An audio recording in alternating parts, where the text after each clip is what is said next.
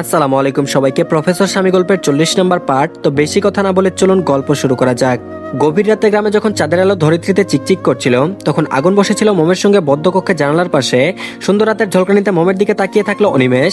তার চোখে প্রেমের উন্মাদনা। মোম নিজস্ব কমল হাসি দিয়ে আগুনের দিকে এগিয়ে এসে গা ঘেঁষে বসে। তাদের মধ্যে উত্তেজনা ছড়িয়ে পড়ে দীর্ঘ সময়ের, যেন বাতাসের স্নিগ্ধতা। কিছু মনে পড়তেই মোমের মনটা খারাপ হয়ে গেল। ঠোঁট উল্টে গোমরা মুখে বলে উঠল, গত 2 দিন আপনি আমাকে ফোন করেননি কেন? আমি কল দিলেও বারংবার কেটে দিয়েছিলেন। এমনটা কেন করছিলেন? আগুন ফোঁস করে নিঃশ্বাস ছাড়লো। বাইরে গোলাটের দৃশ্যপটে নজর রেখে শান্ত কণ্ঠে বলল, যতবার ফোন দিয়ে কথা বলি ততবার তুমি কান্না করো। পরীক্ষার সময় সকালে ফোনে তোমাকে সাহস সঞ্চিত করার জন্য যা বলি তুমি কান্না করে সেটা উগরে দাও। আমার নির্দেশনা কতটুকু আমলে নিয়েছো? পরীক্ষা কেমন দিয়েছো তুমি ভালো জানো। পরীক্ষা দিতে যেতে হয় ফুরফুরে মনে, আর তুমি যেতে হতাশ হয়ে। বিষয়টাতে আমি চরম বিরক্ত। ইংরেজি পরীক্ষার দিন জানালে মোটামুটি ভালো হয়েছে। মোটামুটি কেন হবে? আমি প্রশ্ন দেখেছি, প্রশ্ন সহজ হয়েছে। যদিও ইংরেজি দ্বিতীয় পত্র কিছুটা হার্ড হয়েছিল, তবে প্রথম পত্র 80-র উপরে নাম্বার পাওয়ার মতো ভালো মানের প্রশ্ন হয়েছে। যেখানে তুমি ইংরেজি প্রথম পত্র পরীক্ষার দিন বললে মোটামুটি ভালো হয়েছে। কেন কনফিডেন্স সমেত বলতে পারোনি যে আমার পরীক্ষা খুব ভালো হয়েছে? সেজন্য ইচ্ছে করে পরবর্তী টানা 2 দিন যোগাযোগ বিচ্ছিন্ন করে দিয়েছিলাম। পড়াশোনা নিয়ে হেলিপূর্ণ আমি পছন্দ করি না। মম বলল, চিন্তা করছেন কেন? দেখবেন ভালো ফলাফল আসবে। আগুন বলল, দেখাই যাবে। ছোট করে উত্তর দিয়ে আগুন চুপ হয়ে গেল। জানালা বন্ধ করে দিয়ে বালিশ ঠিক করে কাত হয়ে অপাশ ফিরে শুয়ে পড়ল। মম হা হয়ে তাকিয়ে থাকলো কিয়ত পরিমাণ।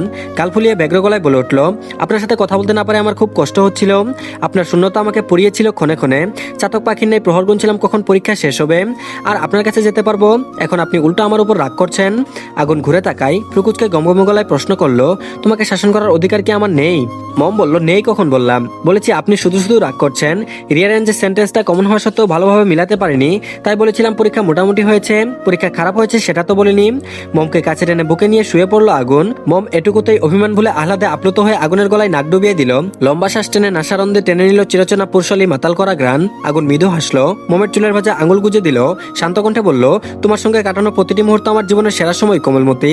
তোমার সঙ্গে যোগাযোগ বিচ্ছিন্ন করে আমি নিজেও পড়ছিলাম দহনে, ক্লাসে মন বসাতে পারিনি। মোমের ক্ষুদ্র সত্তা পুলকিত হলো। ঠোঁটের কোণে এক মিষ্টি হাসি ঝুলিয়ে বলল, আপনার সাথে আমার প্রতিটি মুহূর্ত এমন ওই বিশেষ ছিল বলে সেরা লেগেছে আপনার কাছে। আগুন হঠাৎ মমকে আরো কাছে টেনে নিয়ে এসে তার কপালে একটা চুমু খায়, যা চাঁদের আলোতে আরো উজ্জ্বল হয়ে ওঠে মধুময় প্রীতি।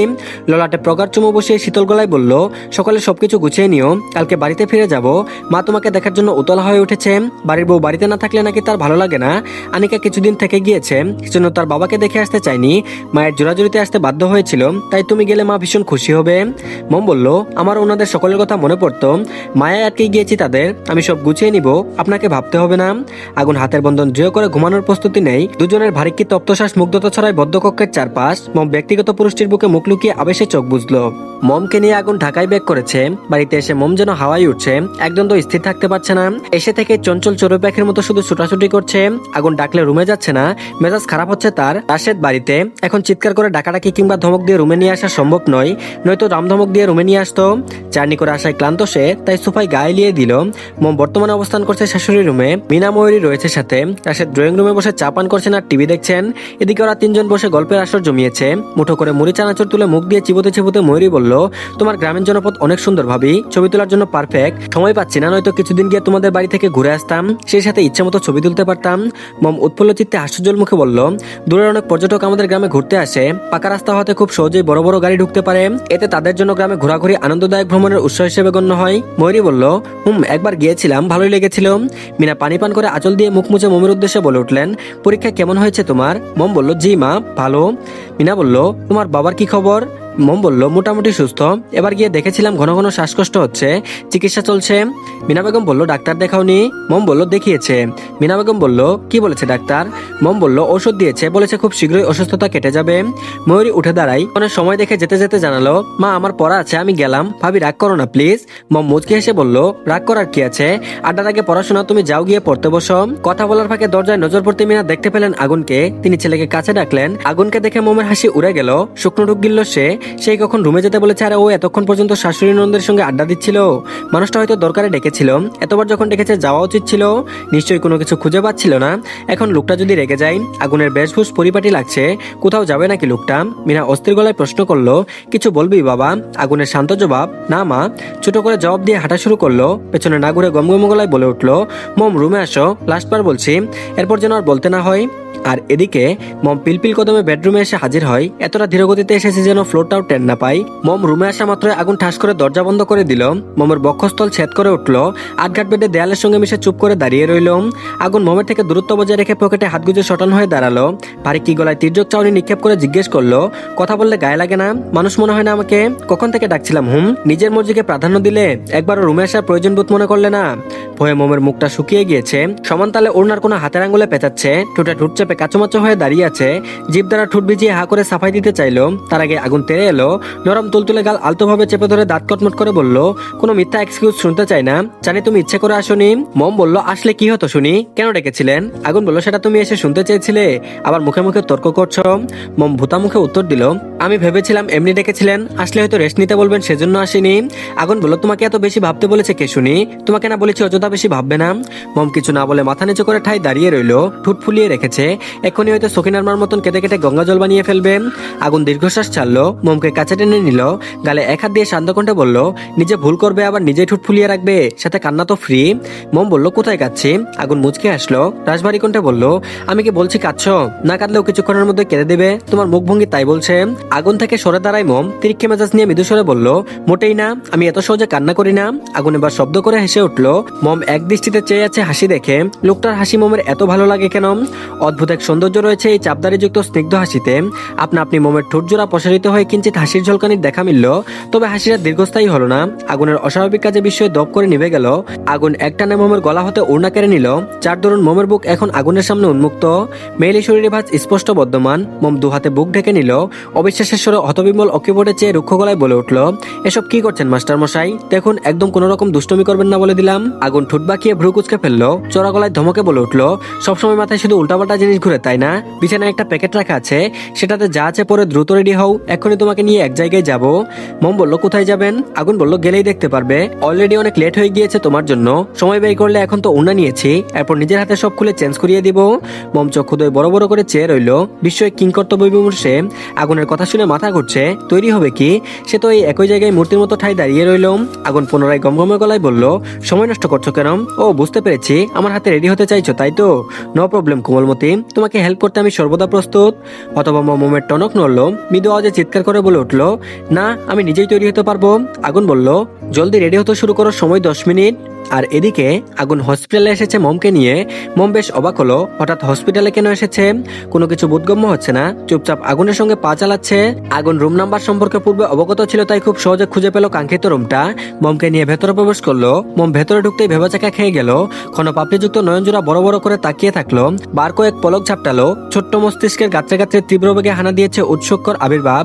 ডেপ ডেপ করেছে প্রশ্নবিদ্ধ চোখে আগুনের দিকে দৃষ্টি তাক করলো। মমের উদ্গ্রীব বুঝতে পেরে আগুন কিঞ্চিত মুচকে আসলো। উচ্ছ্বাসিত কণ্ঠে জানালো, স্বপ্ন নয়, যা দেখছো স্বপ্নে সত্যি। আফিফার বাবু হয়েছে, ছেলে বাবু, কয়েক ঘন্টা আগেই হয়েছে। তোমাকে আগে বলিনি সারপ্রাইজ দিব বলে।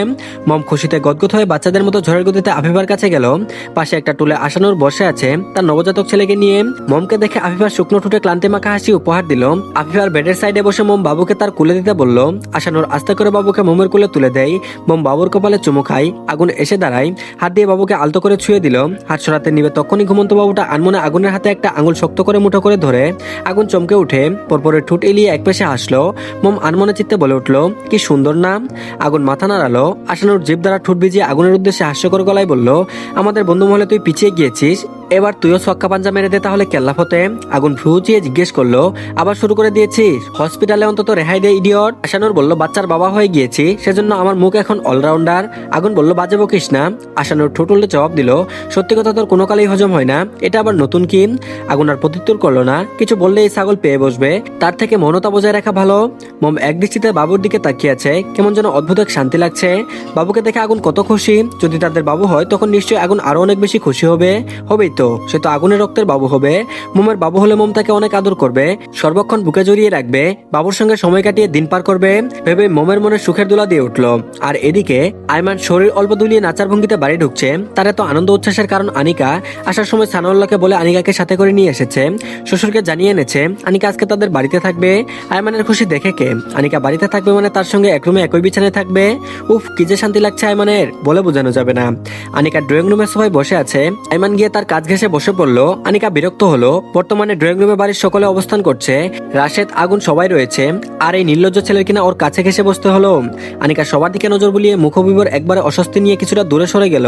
আয়মানের ভালো লাগলো না, নির্দ্বিধায় আনিকার কোমর টেনে পুনরায় নিজের কাছে নিয়ে আসলো। আনিকা আলগোছে ভাবে হাত সরিয়ে দিল, দাঁত পিষে কটমট করে তাকায় আয়মানের পানে, কণ্ঠ খাদে এনে চিবিয়ে চিবিয়ে বলল, এমন বেহায়ের মতো আচরণ করছেন কেন? দেখছেন না এখানে সবাই আছে?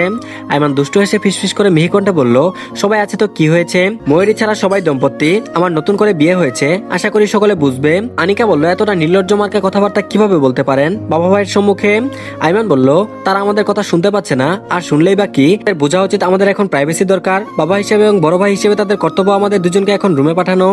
আনিকা বলল, দয়া করে আপনার মুখটা বন্ধ করুন। আয়মান বলল, আচ্ছা করলাম, তবে রাতে কিন্তু তুমি আমার রুমে থাকবে, কোনো চালাকি করে ময়ূরী রুমে থাকার প্ল্যান করলে তোমার খবর আছে মনে রেখো। আনিকা পাত্তা দিল না, নিজের মতো করে ভাবলেশীন ভাবে চুপচাপ বসে রইল। রাশেদ গম্ভীর কণ্ঠে আনিকাকে জিজ্ঞেস করলো, আজকে এখানে থাকবে তোমার বাবা জানে?